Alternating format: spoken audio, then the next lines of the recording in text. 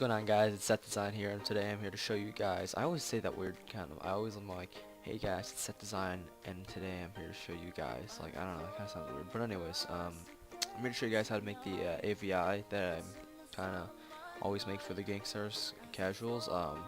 It's not like dirty or anything. It's like just a pretty simple, clean design. So what I always start off with is the canvas size is always 1,000 by 1,000 pixels. Now this is always again on Photoshop CS6. So for this on whatever like mobile, you can follow me on mobile. It just won't be the same steps. But I think this would probably be like 100 by 100 on mobile. I really don't know. So we'll start off with this, and we'll import the Gangstar's logo if I can find it, because I have a trillion files.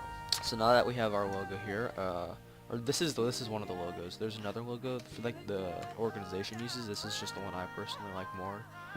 It's smoother, like sleeker, works better with everything in my opinion. So hang on. You don't want it that big. I would say like this big maybe. Yeah, and then you want to align by if you're on PC controlling. Do Control Alt or hang on. Control A. Yeah, sorry, I just completely forgot what it was. So then you want to move it up like just a little bit so you can have some text in this area. So basically how the background is kind of a lot of the design. It's probably going to take the most time. So what I do to make the backgrounds is basically I get like a bunch of images like this, and I'll put this up here. I'll put it here. And then yeah, so just get like a bunch of images. Like we're gonna do is we're gonna use our eraser to basically. Oh, also you want to put the opacity down. You want to basically we're gonna try to blend all of the pictures.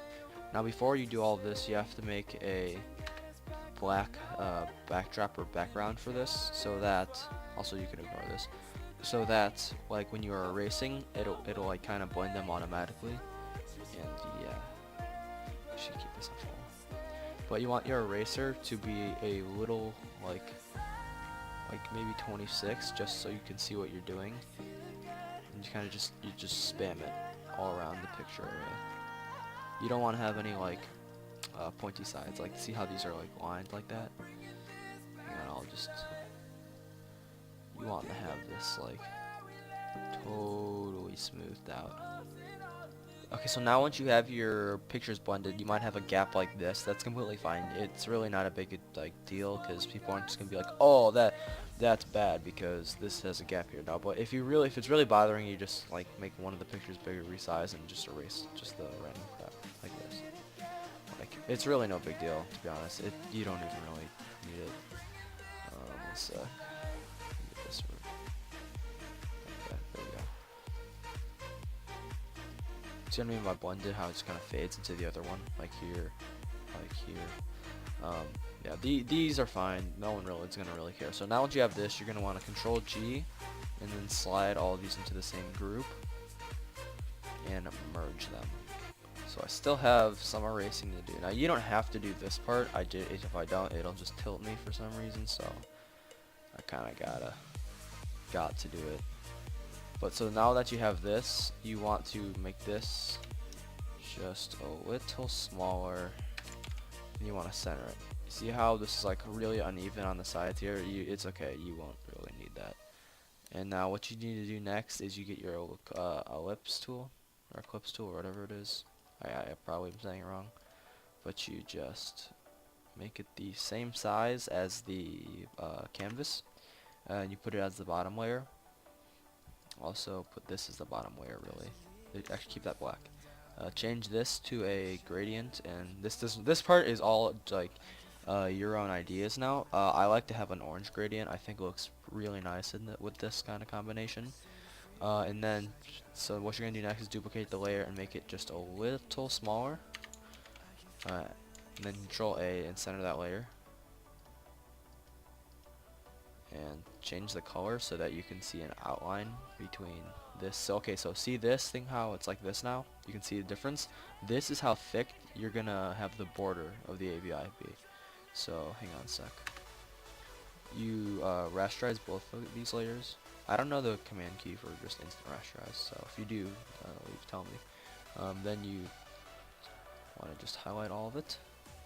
Now once you have this part done, you basically use the magic wand tool, or quick selection, and you basically highlight this top layer of the ellipse tool. And basically once you're done with that, you just move it down to here. See how it's still selected? You press backspace or delete, then you hit delete on this, and that's how you get your kind of outline for this. So once you have this, resize it so it fits in all the same spots. So maybe like here. Put this layer on the bottom. You know, just kind of move everything until it kind of fits. You know what I'm saying? Oh yeah. So once you have this part done, just to make the AVI a little cleaner, you're gonna wanna go all the way around this layer. And you do this so that when you send them the AVI, it won't have like a random bunch of like crap, and it makes it look more organized on the outside. So see how it's the inside now? So you make this the same gradient as this. And if you really wanted to get into it, you could make this the same group, right? And then do this. See, like, watch this. So then see, now it's completely matched up. You could do that if you're a freaking tryhard, but it's kind of a lot of extra work if you ask me. So once you have this, you want to just make another layer over it to just darken it. You don't want to go 100%. You want to go like maybe here. And now you can erase this layer and the back layer like you did before, so it's not cluttered. So I hate doing this part because if you mess up, you have to press Control G or Control Z or whatever goes back to what you messed up. So once you have this done, this is the text part. The text doesn't really matter what layer, just have it above everything else. That's what I normally do. Now for fonts, honestly, you guys can do whatever you guys really want. It doesn't matter that much to me, or like anyone really. I mean, but I'll just use what is this? Elemental N. That's a good font. Once you have the text down, you want to make it a little smaller. You don't want it to be like extremely big. I personally like having the logo the biggest part of the AVI, because everyone can see your name on Discord or Twitter, so it doesn't matter as much. It's like, oh, you're on this team, that's cool. Okay, so this is where it gets a little bit more confusing. More confusing than this part, if you're even still with me somehow. What you're going to do is you're going to rasterize this layer. Use your quick selection tool to highlight all the text. And then you're going to get your I forgot, brush tool. I completely forgot what it was. And you want to put the size down to like 70 or 80. Doesn't really matter. 70, 50. It's like personal preference, to be honest.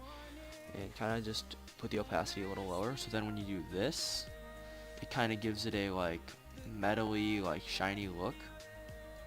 You can then if you want to be like super try hard, you could do like different type like opacities and different like weights or hardnesses of this. Yeah.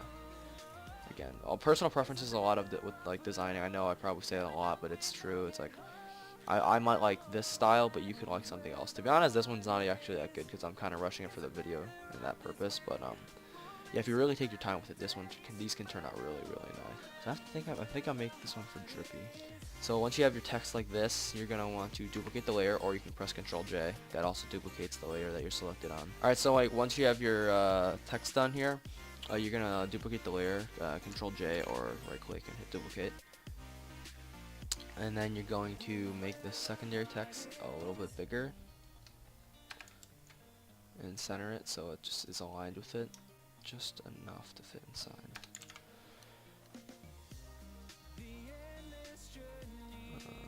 And then you're going to want to go to filters, blur, motion blur. Make sure that this is like sideways-ish. So it's like this. We'll align it with the first text. I'm going to use the nudge tool. And then lower the opacity. And that's your AVI. Now you can add lighting and stuff. I'm not gonna actually I will, because it'll tilt me if I don't. Ta-da! And that is your Gangstar's AVI tutorial. I hope you guys liked the video. If you didn't, I kind of couldn't care less. So I'll see you guys in the next video. Peace.